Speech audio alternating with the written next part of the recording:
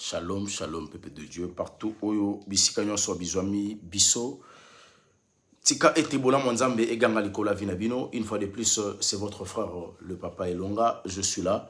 Naningi loto meka kosala partage du sur le lobananzambe. Ndenge tolobaki, tozo kende plus sur les enseignements. Awe sengeli to ebana kopanza sango malamu. Ndenge Jésus-Christ asenga kibiso. To pendenga sengi biso à travers ma commune aye. Que nous devons parler de la parole du Seigneur. Ça signifie nous devons annoncer la bonne nouvelle. Nayamboto koto na mozindo. Isengeli mama la tafula. Papa bisiko zali signali mama ketango ekoki. Papa elonga za déjà na média. Tolingi toyoka maloba na nzambe. Nayango isengeli bisoko sambela. Ici que Joamio kanga misto sambela. Éternel Dieu, Jésus-Christ de Nazareth, le roi du monde, le roi du Congo, nous te disons merci. Merci pour la grâce, merci pour la faveur au salibiso. Tozu sous tongo ya lelo, tozu poko ya lelo pambate yondo lingi. Tika ete bola mona wega malikola vina biso pendant que toko moment où toko lexana katia émission. Père éternel de Dieu, les chers Saint-Esprit aux ala au centre. Oignon seza yote ezala mosika na biso par le nom de Jésus-Christ, nous avons ainsi prié. Amen. Bien-aimé, ezana likambo moko ya pasi. Oyo na uti kolanda papa Nabiso, l'homme de Dieu, voici l'homme, hein, le papa François Mutombo. Voici l'homme. Papa Nabiso molimo ya saint docteur Nelatakie, to pambola kinzambe to lobi bon, ça va, le cola déjà. Papa komiko zonga sali retour à la parole oyo avec Pascal Moukou Nalobaka. Retour à la parole, to bonaki. Papa Nabiso, voici l'homme Jean-François Mutombo azongaki nakati sa parole mais akomi kobima na ndenge moko ya mabe. Na ndenge ya mabe parce que ils ont fait ça passi. Na lingi d'abord to landa vidéo oyo poto yeba ko comprendre nini exactement to lingi to loba. To landa. Est venu. Et si le mari est devenu impuissant, c'est entre nous, non? Si le mari est devenu, toi avancer dans autres, tout le monde n'a pas blague. L'église est co-invitée par Pawan. Ben, il y a courant et c'est nini et Kim.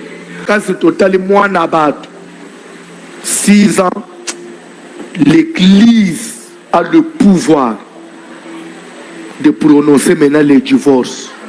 Fallait retourner à plateau Nabiso, wapi pai, toti kolanda bino moko bolandi, komona ndenge papa Nabiso voici l'homme à lobby, que mobali soki a commis impuissant, et cet homme-là, soki moi ça zali moi na mukie, okopé ça y est 6 à 7 ans, donc après 7 ans, couple wane kozonga na église et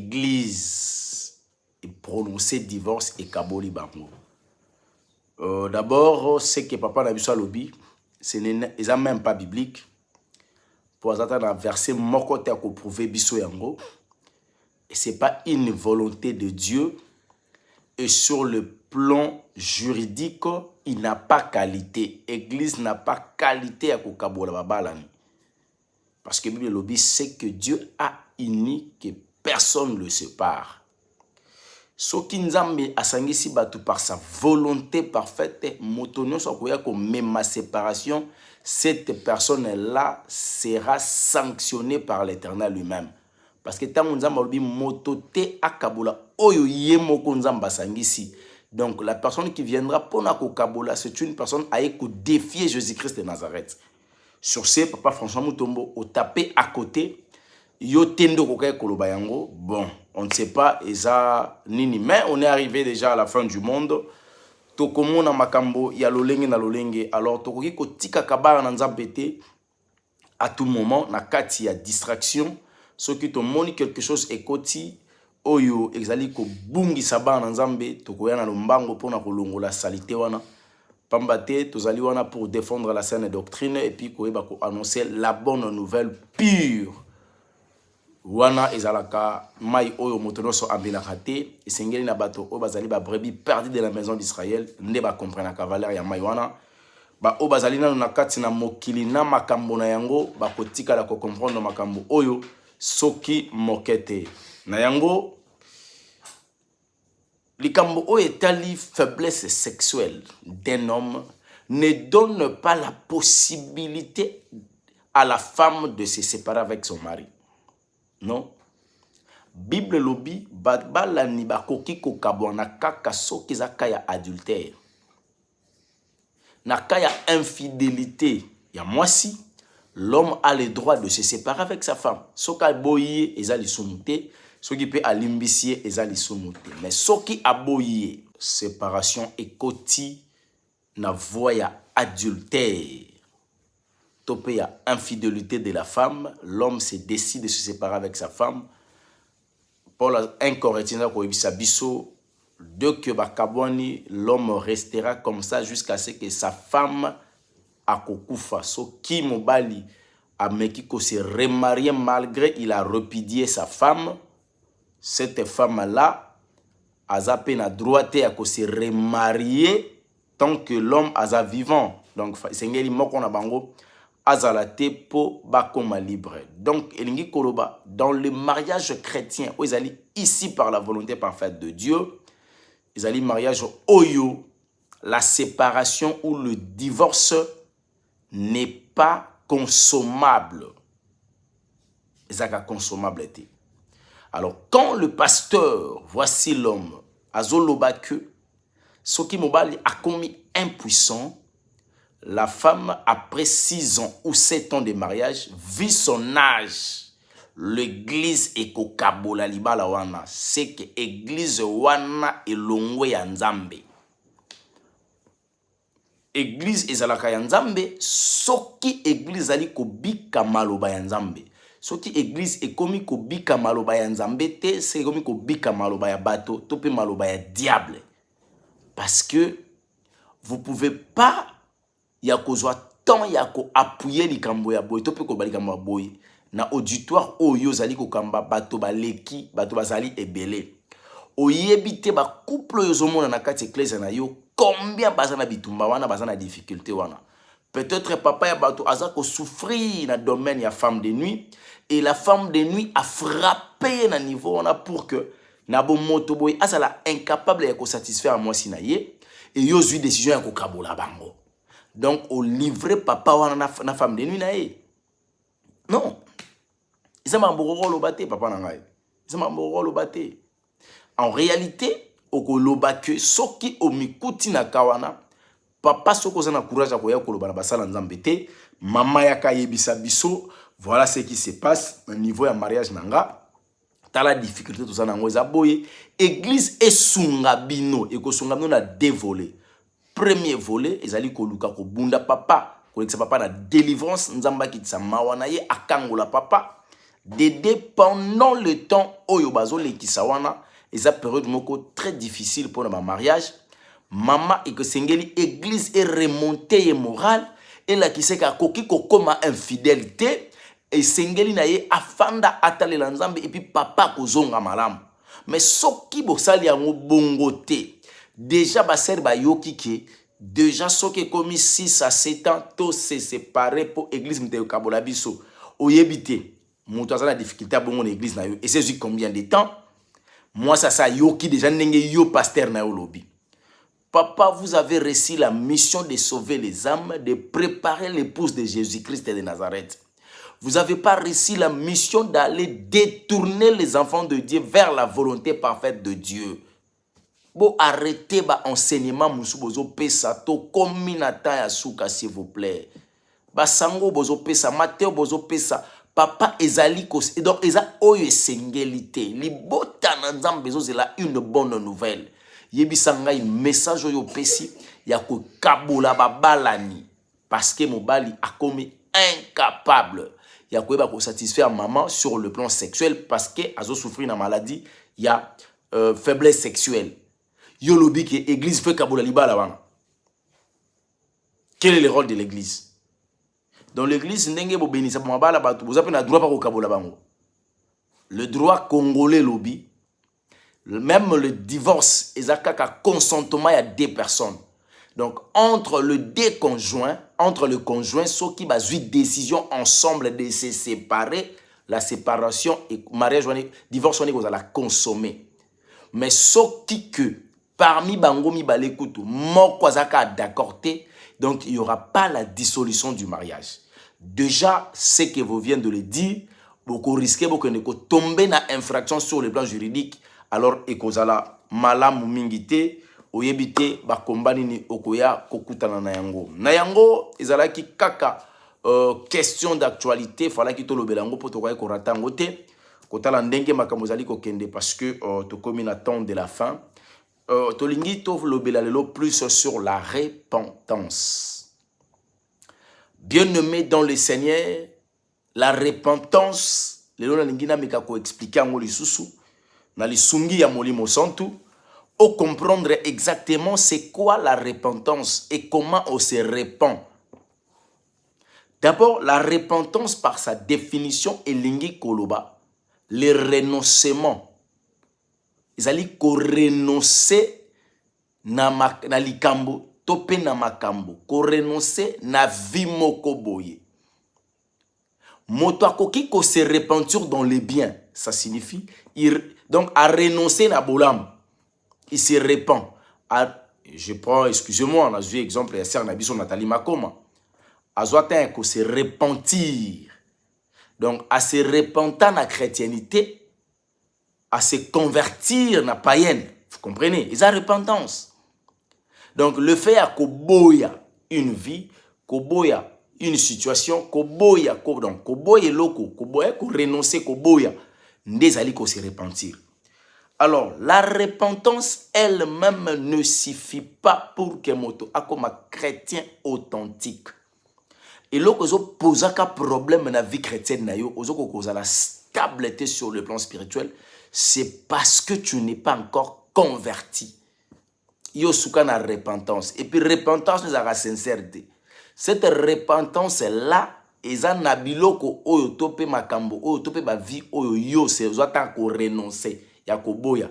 Mais ils ont makambo yo boya te. O boya po parce que fallait ko boya. O boya parce que l'influence a ko boya. Mais en soi, o tikala ko boya ngote. Voilà pourquoi ata obandi ko tambola na Yesu et na place moko ko tele moko ko kende soute.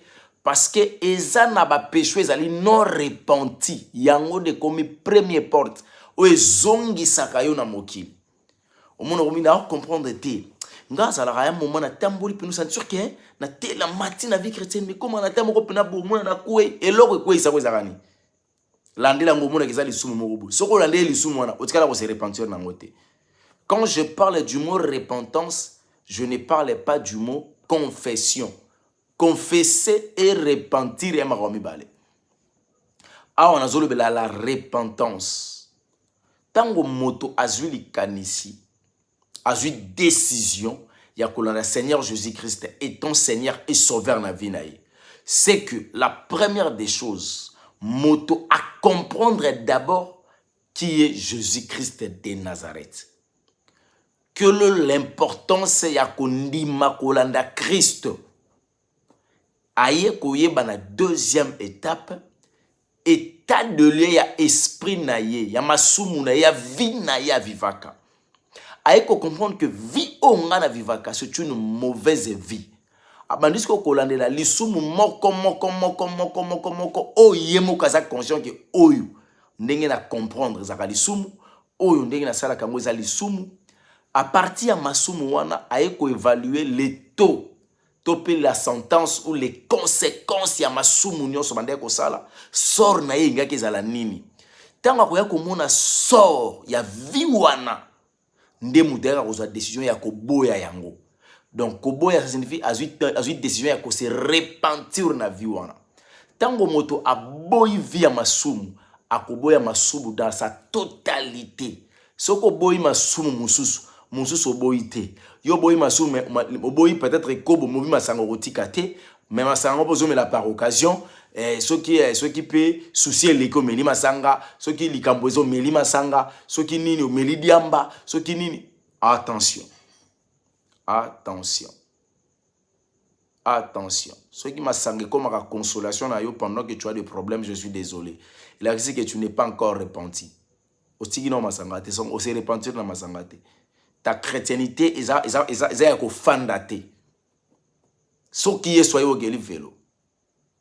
Au Gelifelo. Jugement est là. Alors il faut se repentir. La repentance doit être totale. Il faut se repentir na nyonso za masumu na vie na yo. Faut boya nyonso. Nzambe na ba capacité pesa bato. Yana moto mosusu lokuta na monokone bima te. Akoko sa te donc so mais soko sepela na vérité te au moins ya oloba.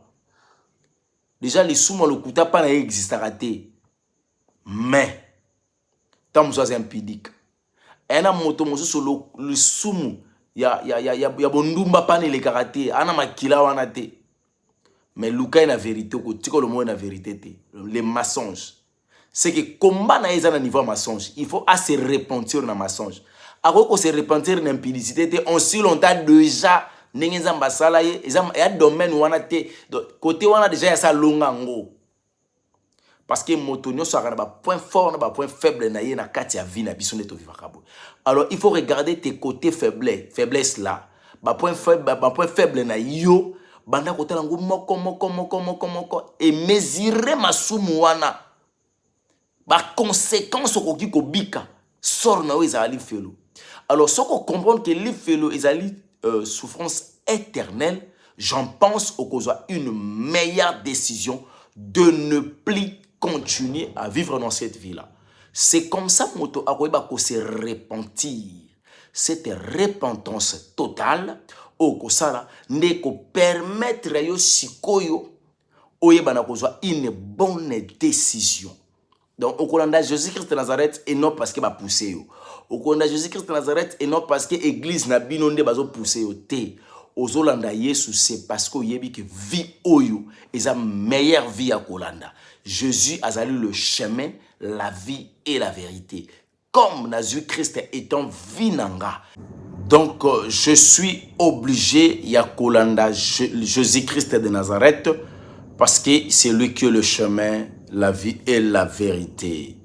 Alors, moto oyo a bongwani, ça signifie, à silisi étape, il y a renoncement, il y a des œuvres mortes, il y a Satan, renoncement, il y a masumu, moto wana akendaka na deuxième étape, ezali étape, il y a confession du péché. Pourquoi il faut confesser le péché? Tobandi kozwa d'abord livre il y a 2 Chroniques chapitre 7 verset 14. 2 Chroniques 7 14. Bible lobi na bisobu. Si mon peuple, celui qui porte mon nom, s'humilie, prie et me cherche, et s'il renonce, donc, ok, s'il renonce, ça signifie ceux qui a se repentir, s'il renonce ces mauvaises voies, je l'écouterai du ciel, du haut du ciel, je lui pardonnerai son péché et je guérirai son pays. La confession permet au péché, pour que le péché soit pardonné, l'homme doit confesser ses péchés-là. Okoki koboya lisumu. Mais ce qui m'a soumu wana to lisumu wana ezali non confessé, tes péché n'est pas pardonné. Alors la confession en a deux volets. Parce que la confession marche avec les pardons. Quand l'homme confesse, il cherche à obtenir le pardon ou la faveur de la personne. Notamment Nzambe ya lola. Ce qui moto aye ko confesser masumu pa Nzambe, otolbara ningala aye ko tubela. Moto yaka ko tubela te parce que papa longa te ya lobi fona tubela te. Et sengeli mabe o ya salaki e tungisa na ye moko. Donc mabe wana fo e banana ko nyoko la ye. Comme que o na salaki za mabe. Abanjo ka pasi ya mabe avant que mabe wana moto mususa bika yango. Na bito soko comprendre. Donc na salio mabe, certes oyo ki pasi. Mais ce qui m'a bien à salio et qui n'a reconnaître yango. Mais ma bien on nyoko linga mkote malgré la reconnaissance du mal, c'est que lobby, c'est que non senga faux pardon. Il faut ma bien on salanga moko no passe na fandi na obi tete. Et loko na salio je ne pouvais pas. En tout cas na salio mo ya mabe. Et comme il ko déranger nga, c'est par là de tita moto a senga pardon. Azo senga pardon donc ça signifie azo confesser que voilà, papa limbisangai, pour un acte tel, pour une attitude telle, pour une likambo sala qui en tout cas na fani ezo de ongenga et en tout cas il fallait pas. C'est ça. Quand tu confesses tes péchés, c'est par là tout ce que tu as consommé comme péché et qu'on va pardonner. Quoi lobi akoyanola ako exaucer prière na yo. Mais ce qu'on boy aux décision de renoncer sans confesser ces péchés-là n'est pas pardonné. Quand le péché n'est pas pardonné, le fardeau du péché ou les conséquences du péché restent là avec toi. Nayango tobande kolobake, il y a 3 sortes de pardon. Il y a le pardon, le benyango pardon, il y a restauration. Et ça n'a pardon, il y a restitution. Et ça n'a pardon, il y a réparation. Il faudra chercher un pardon. Ce qu'on voit que loko ya moto. Neti ba yibi nzambe na badim. Tant qu'on voit qu'on réparer na nzambe, il faut restituer ce que tu avais volé. Ce qu'on voit que loko ya moto, ozo que nous senga pardon bité, ngam na zoa que loko na sali mabe en tout cas. Nana posate mabe wela tanga ngako keli fote pona likambo. Oye ko senga pardon, il faut restituer, ozongisa.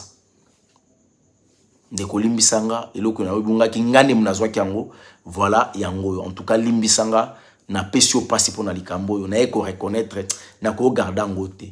Soki osengi ye pardon sans que ozongisa eloko, yeba que pardon wana e comité. Nzambe pa limbisi ote.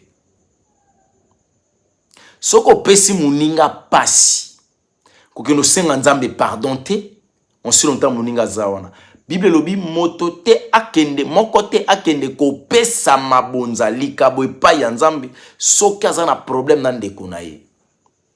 Donc le Seigneur nous envoie, le Seigneur nous renvoie à kokende, ko senga pardon et réparation. Donc il faut aller réparer avec ton frère. Après avoir réparé naye, yaka siko ko senga nzambe pardon.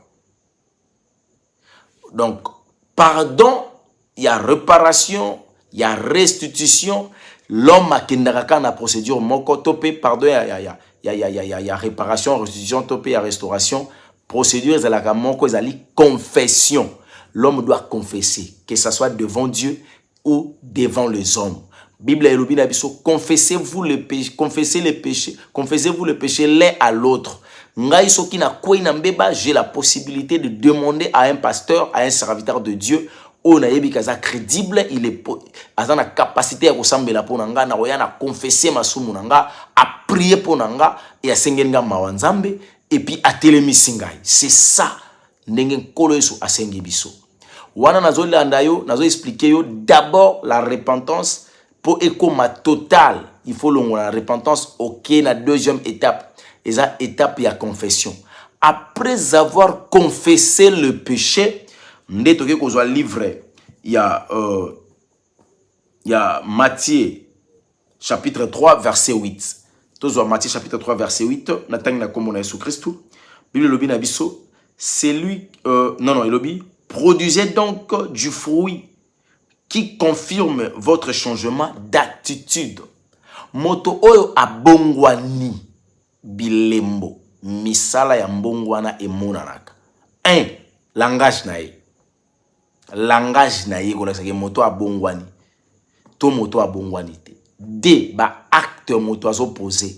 Elesaki moto abongwani to pe moto abongwani te. 3. Bisika na ye ya kofanda. Ndeni ni yo bongwani.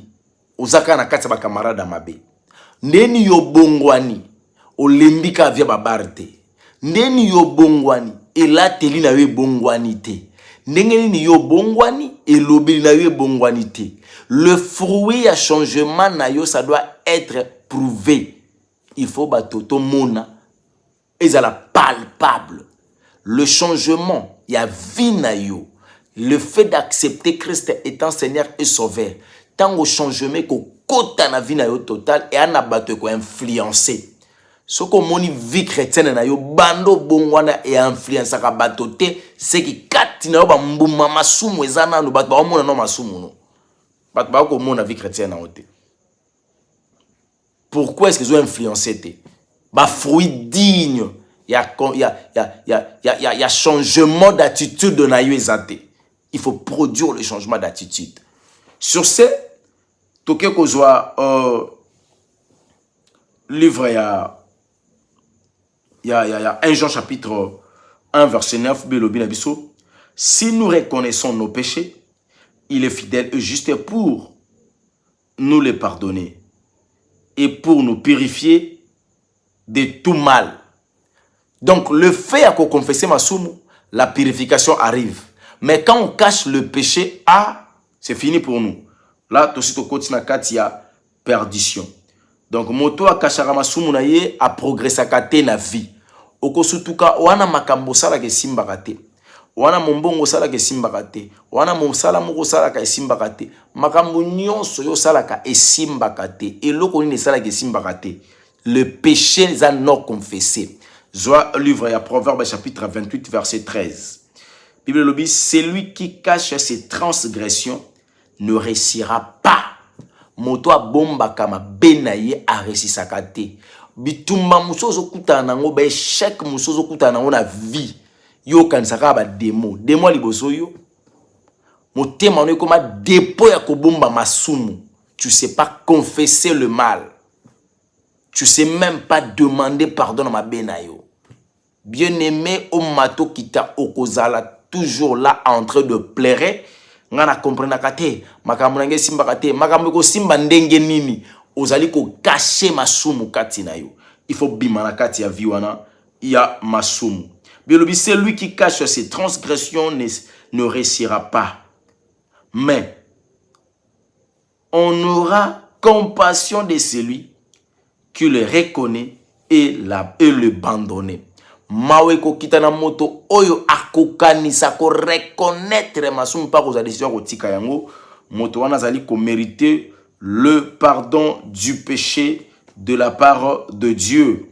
Tozui 2 Pierre chapitre 3 verset 9 totangi yoka belobi le Seigneur ne tarde pas dans l'accomplissement de la promesse comme certains le pensent.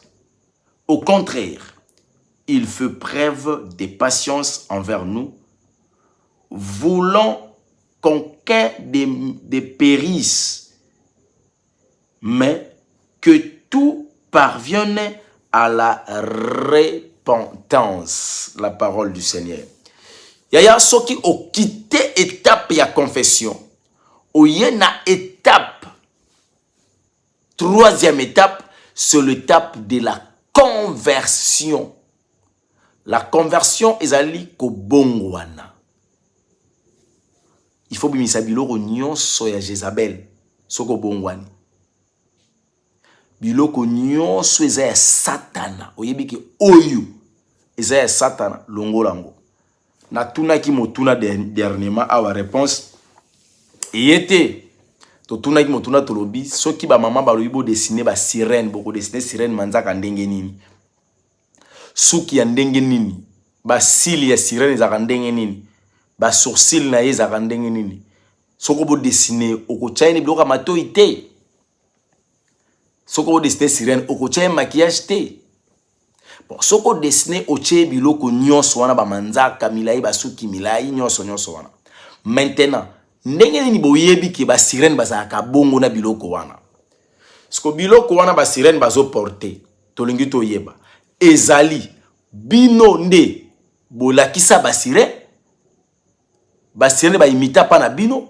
To bino bo imita nde ba sirène. Eza question to tunaki ti le réponse yete. Alors, étape ya repentance soki moto komi na niveau siko ya conversion. Moto andimi ko bongwana, il faut abongwana totalement. Moto faut à se convertir totalement. Dès que asili cette étape wana nde tokota na étape ya baptême. Mais ali étape auto kolobela lelo te, faut du temps. Soki nkolo soit zongité, tokoyeba ko continuer enseignement sur la repentance. Tozoki na malembe po moto moko ata la vie na ye parce que toza na posa te moto akende lola to boyi ko kende pardon to na posa te moto akende li felo to boyi ko kende li felo to bi to ko kende te to keli felo te yango esengeli to profiter ko cha vie na biso na propre ko ta la marche na biso na Jésus ezana ba mama ou ba papa bolelisa il faut boluka bo senga bango pardon ezana ba papa ou ba mama bolelisa il faut boluka bo confesser bo senga ba papa wana pardon. Il faut réparer avec ta famille, il faut réparer avec tes parents, il faut réparer avec tes frères dans l'église. Il faut, en tout cas, te lobi li felote, bien aimé. Tika ete nzambalola asala biso bolam. Nzambalola pambola yo ndeko bengaka osunga ko soutenaka biso bana bato bandeko nyonso mosala na nzambe. Bolam nzambe zala likolo na bino. Pona bandeko nyonso oyo ba landaka biso tozo senga bango ba kende na soko zali na Paris olingi o sangana na biso toza na église na France na Paris donc na pesa adresse na yango parce que to ba to na pesa yango à tout moment pour que bandeko ba koma wana na église Lisibana Bomoi o ezali source de vie Paris. En tout cas église na biso ezali na adresse oyo ezali na numéro 45 rue d'Élise 93 500 Pantin. Salle de fête wana salle wana ezali de local 204 na deuxième étage. Je reprends. Église Source de Vie Lisibana Bomoi Paris ezali na numéro 45 rue d'Élise 93 500 Pantin. Salle 204 ezali na deuxième étage. Ce qui au komiwana olobi tozoluka église Lisibana Bomoi o ekambami na apôtre Iyoko Jean-Pierre Engwele wapi pai bazali kuna basala nzambe papa na biso Benjamin bazali ebele bazo travailler papa l'homme de Dieu lokola papa Benjamin Mandina. Donc bangone bazawana bo luki numéro wana ya adresse autopesi kuna prière ezalaka mercredi et bandaka 17h et puis le vendredi 17h mais le dimanche culte sale marape na pokwa et bandaka 16h. Donc culte kuna à 16h le dimanche et le mercredi et le vendredi culte ezaka na pokwa à partir à 17h. Tika ete nzambalola apambola yo nzambalola asalo bolamu. Merci na mandeko benga kibiso pona ko soutenir bana nzambalola apambola bino. Merci na mandeko benga kibiso pona ko luka adresse ya église Lisibana Bomoi esika wapi tozali ko sangana mena niveau ya Paris. Ce qui nkolo ye so bombi biso kala mingi te tokozala na bino na Paris pona ko yaka ka ko sala musala nzambe et puis ko kabola ba grâce na ba don onko la pesi biso bandeko baza kuna ba ka eza tellement ebele oyo esengi pe biso peto mema oyo onko la pesi biso likabo pesa biso to meka ko partager ngona libota na nzambe et je pense ekozala quand même quelque chose de bien. To ko annoncer bino séminaire a munene kozala kuna na Liziba ya Paris. C'est pour bientôt ce qui nous va permettre wana boko mona yango to ko lobela yango et puis tokoyeba kokutana kuna pour que tosala musala nzambe na lolenge elongo bani. Tika ete nzambalola apambola yo na kombo na Yesu Kristu wana botikali malamu tokutani à la prochaine. Bye bye.